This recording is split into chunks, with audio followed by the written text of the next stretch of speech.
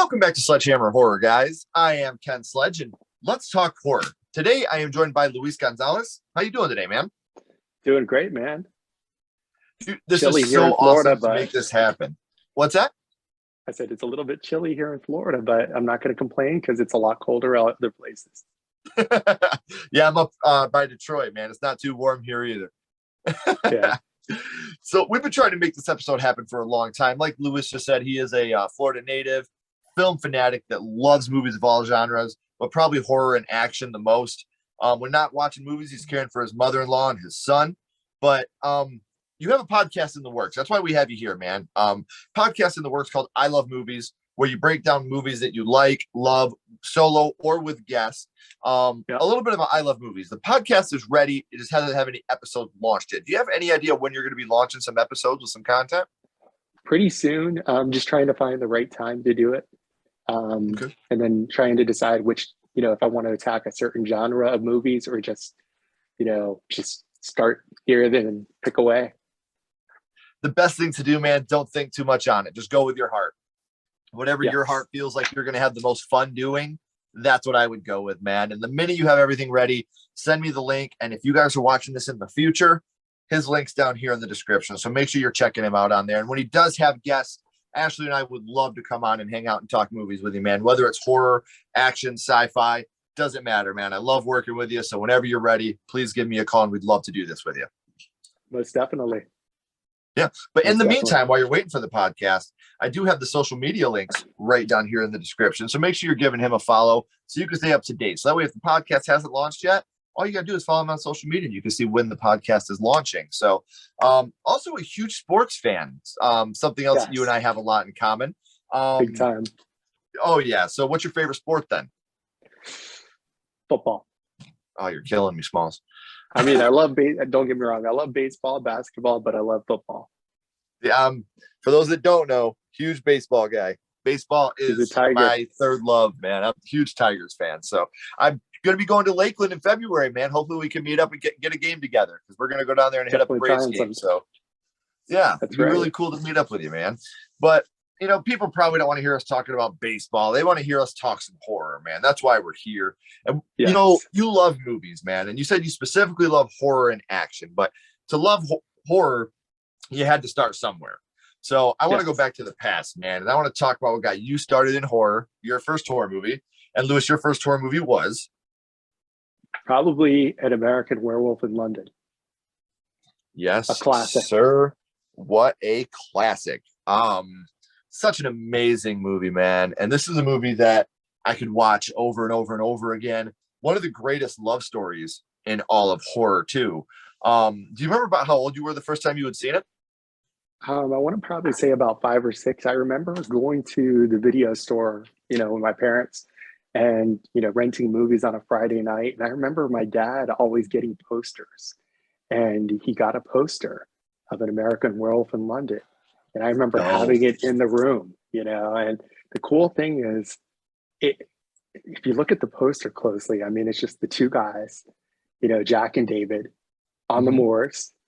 You can see the moon behind them and, something's going to happen. Yeah. And what I love about this movie is like we said off the top, this is a horror movie for sure, but it's a love story. It's a comedy. It has a little bit of everything sprinkled in to make it one of the most perfect horror movies of all time. Do you remember? Okay, now this is a movie where there are so many iconic scenes that mean so much to a lot of us. Which scene would you say it was from American Werewolf in London that affected you the most? The scene that affected me the most was probably the first transformation scene because, I mean, you have the moon references. Blue moon is in the background, but he's trying to make amends for calling his friend, Jack Meatloaf, and he's wanting to take back every evil thing everything that he's done, and I mean, you could tell he's in excruciating pain. Oh yeah, I mean, just from looking at the hand stretching, the work that Rick Baker did is phenomenal. Mm-hmm. And to this day, the best werewolf transformation I've ever seen in film. I don't think that there'll ever be another werewolf transformation scene, in my opinion, that does what American Werewolf in London did, because it looks really good. You feel the pain. You feel, Jesus, he's ripping his shirt off. Like you can see he's in pain. He's hot. And that transformation is just so scary and sad and good looking. So that's one, again, like I said, to this day, one of my favorite werewolf transformations of all time. Would it rank towards the top on yours? Yes. And I was going to say the other two that would be right behind it is probably Wolfman with Benicio del Toro that Rick Baker also worked on, and the first Howling. Yeah, the Howling's got a good one too. I mean, like, there's a lot of good ones. I like Ginger Snaps, another one that has some good werewolf transformation, but just I don't think any of them really add up to what American Werewolf did for me. Like the first time I seen it, I felt huge pity. True. I think the thing about a movie like American Werewolf that stands out, I mean, even the Howling is it's physical. It's not CGI like a lot of stuff is done today. Right. Very good practical effects. And like you said, that he's looking at his hand. It's just stretching right in front. Oh my gosh, such a great scene, man. So let's say you and I are sitting at the bar, Lewis, and we're just sitting there talking, and someone walks up and starts talking about an American Werewolf in London. What is the first thing that pops in your head when you think about an American Werewolf in London? The line, stay off on the roads, stay clear of the moors. Either that or seeing the pentangle, as they called it, the five-pointed star. Yeah. And this is a movie that it still holds up today. Like I said, with the comedy, a lot of the comedy still lands, but this is a scary movie. Like, that's not something I want to be understated here. There's a lot of fear and anxiety that comes along with this movie, not just with the werewolf, but am I going crazy? And every time David sees Jack throughout the movie, Jack has deteriorated more and more. Like, he's becoming zombified. He's not just a vision. It's like he's a physical being that's deteriorating with David's mental state. So there's a lot of real life anxiety that goes along with this movie as well. And we know which scene affected you the most, Lewis, but what would you say your favorite scene from American Werewolf in London is? My favorite scene. Ooh. When he's attacking the guy in the subway. And the reason being is because you don't see him. I mean, you don't see the creature attacking him. All you see is the vision of the creature. And I think that that's pretty cool when you see stuff like that happen. I mean, Spielberg used that kind of effect for Jaws. When the shark would make its kills, you saw the shark vision. And such. It's almost first person. Like, you are the wolf at this moment. Yes. When he's falling down on the escalator and the wolf is just coming at him. And like you said, you don't see it. All you see is it's first person, the camera attacking him. And that's such a great use of effects, because at this point, this person's going to die, but you don't have to see all the blood and guts and gore. You're making it happen to a point. And that kind of leads into my next question. I don't know if they're going to be the same, but as horror fans, we love to watch the kills. What was your favorite kill from American Werewolf in London? Ooh, favorite kill? Probably when Jack gets killed, when Jack gets mauled. You see the beast just like, its head turning, and, you assume that it's getting clawed and such, that he's getting mauled. It's just iconic, just the way it's done. And your heart's breaking at that moment too, because this is really a love story between David and Nurse Alex, but it's also a huge love story between David and Jack. I mean, these two love each other, and to the point where he's begging him to kill himself. You're going to do something, man. You're going to hurt other people. You have to kill yourself. And this movie, I can honestly say, to this day, is in my top 3 darkest endings of all time. This movie does not end with sunshine and rainbows. The movie ends with, David as a werewolf getting shot and killed. And then we cut right to Blue Moon, cut to. But the interesting thing too, very true. The interesting thing too about it is they only mentioned Silver briefly. When he's in the movie theater. he's mentioning silver bullets, and they kind of like ignore it. I kept thinking, for the long time, I'm like, okay, he gets shot, but shouldn't he live because they weren't silver bullets? Unless they put silver bullets in. And yeah. that it's funny how this movie kind of does flip that on its head. Like, they talk about it for a second and then you never hear about it again, and they just open fire on him, man. And it's heartbreaking to watch Alex's reaction there at that scene, Sure. I do have to admit, it is funny because anytime I see Griffin Dunn, who played Jack, in anything, I'm always like, how did Jack live?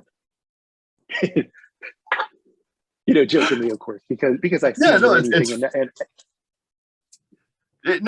To that, like, it's funny because when I was younger, every time I would see Lou Diamond Phillip, I was like, that's fucking Richie Valens. I watched him die in La Bamba. How the hell is he still kicking? Like, I mean, like, this is funny how our minds liken it to something like that, Well, I remember like a few years back watching a Law and Order SVU episode, and it had to do with two brothers. And then when I looked at the cast list, it said Griffin Dunn and Fisher Stevens.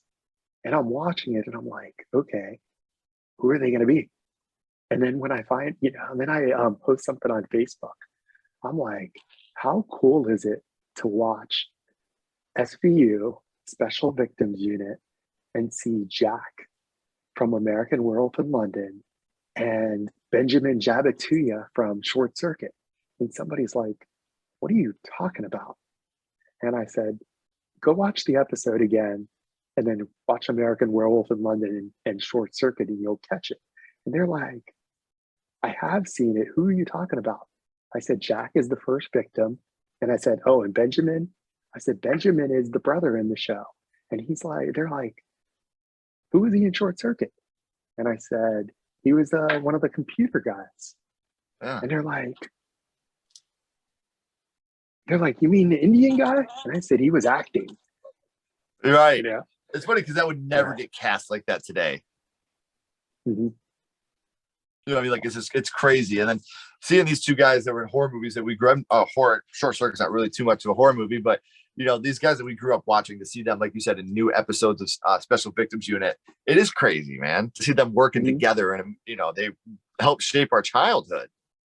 I'd love to see what David Naughton is up to these days. And another thing about American Werewolf 2 that we were talking about, this is one of the most underrated scores of all time too, man. The score in this movie is so good. If you guys, anybody that hasn't seen American Werewolf, I can't recommend this movie enough, man. It's a horror, like I said at the beginning, it's a horror movie, it's a comedy, it's a drama. Like, you're gonna feel everything when you watch this movie. There's a lot of real comedy in this movie too. It's not just like, corny it's genuine comedy in this movie. Again, so and there's go ahead. I was gonna say, there's a Muppet in there too. Yeah. At what part? Well, there's the human version, and then there's actual Muppets. Frank Oz plays the American Embassy guy, Mr. Collins. And Frank Oz is a legendary voice of Fozzie the Bear. I think he even does Miss Piggy and Yoda the Jedi Master, of course. So I picked that up like a while back. I'm like, that guy's voice sounds familiar. And then I looked up like the cast list on IMDb, and I'm like, wait a minute, that's Frank Oz. That is the Frank Oz, the director, the actor, and such. And then there's a scene.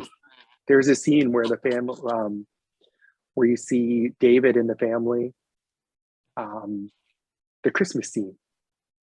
I think it's a Christmas scene, yeah, where they're just watching something, and it happens to be they're watching the Muppet Show. The Muppet Show, yeah, right before the Werewolf Nazis. Yeah. And I learned something today. I learned something interesting today about the Werewolf Nazis. What's that? That's well, that kind of makeup that they used, or just regular pullover latex makeup. Oh, nice. Dude, yeah, did you watch the Creep Show TV series that they have on Shudder? No. they have a whole, it's an anthology series. It's just like the Creepshow movies, but they're just split up into, they have 3 seasons of it now. Yeah. And one of the episodes is all about Nazi werewolves. And I was hoping for a tie-in into American Werewolf that never really came, but it's still awesome, man. I can't recommend the Creepshow show enough, man. If you don't have Shudder, I mean, I beg people. It's $4.99 a month, and it's just horror everywhere. It's my favorite streaming service, hands down, bar none. Whenever we're looking for something to watch, Shudder is always the first place that we go. I can't recommend it enough. Mm-hmm. I was just thinking something interesting about American Werewolf in London. A lot of people say that American Werewolf in Paris is a sequel. Mm-hmm. I can't see it as a sequel. I mean, it's funny. I see how it is a sequel because it's, Alex and David's kid, so I do get it, but it's just not good. I mean,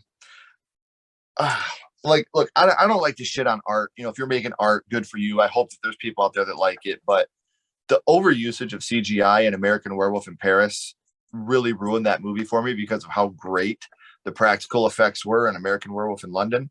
That's how I feel about like the Thing prequel. The Thing prequel is not a bad movie, but the overusage of CGI really, really ruined the 2011 Thing prequel for me.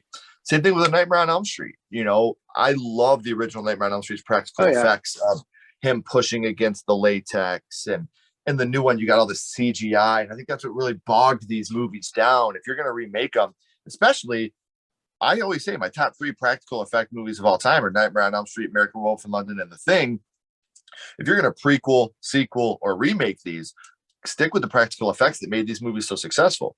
Use that overusage of CGI, and it bogs these movies down. And you actually just brought up my next question, man. We're talking about American Werewolf in Paris being the, sequel to the movie, but would you like to see an American Werewolf in London remade today?